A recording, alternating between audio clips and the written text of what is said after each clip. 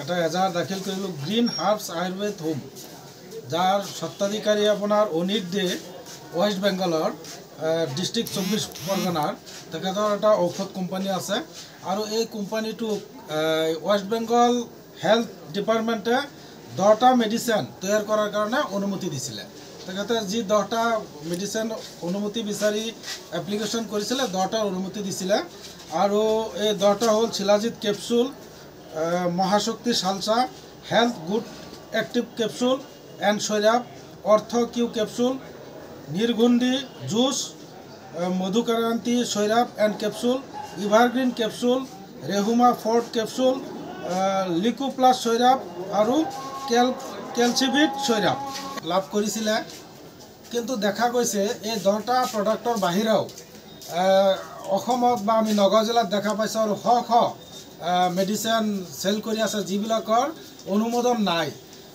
এটা ঔষধ কোম্পানীয়ে ঔষধ বজাৰত বিক্ৰী কৰিবলৈ হ'লে সেই ঔষধ প্ৰথমতেই টেষ্ট কৰিব লাগে, লেবৰেটৰী টেষ্ট কৰাব লাগে কি এইটো কি চলাব পাৰিবনে নাই।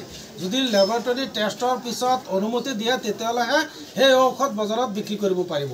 কিন্তু কোনো লেবৰেটৰী টেষ্ট নাই বা চৰকাৰী কোনো অনুমতি নাই।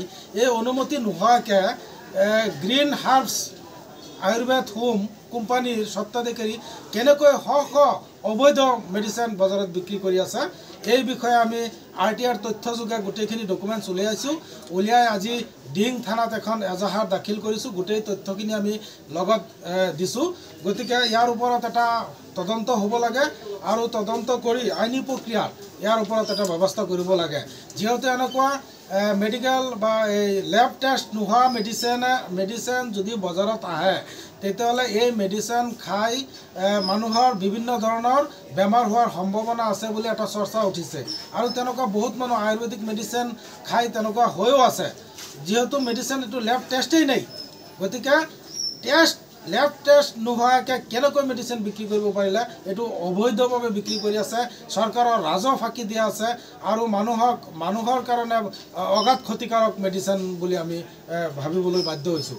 গতিকে ইয়াৰ ওপৰত এটা সঠিক তদন্তৰ জৰিয়তে উচিত বিচাৰ হ'ব বুলি আমি আশাবাদী। আৰু বহুতো কোম্পানী এনেকুৱা আছে, এই গোটেইখিনি তথ্য আমাৰ হাতত আছে, আমি RTR যোগে তথ্যবিলাক উলিয়াই আনিছোঁ।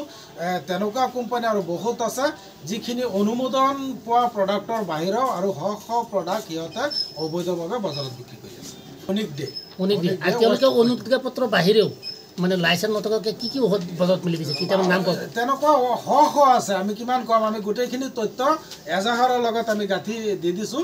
তাত আছে তেনেকুৱা শ শ আছে, আমি গোটেইখিনি তথ্য এজাহাৰৰ লগত দি দিছোঁ। তেনেকুৱা ঔষধ আমাৰ গোটেই অসমত চলি আছে, নগাঁৱতো আছে, গোটেই অসমত চলি আছে।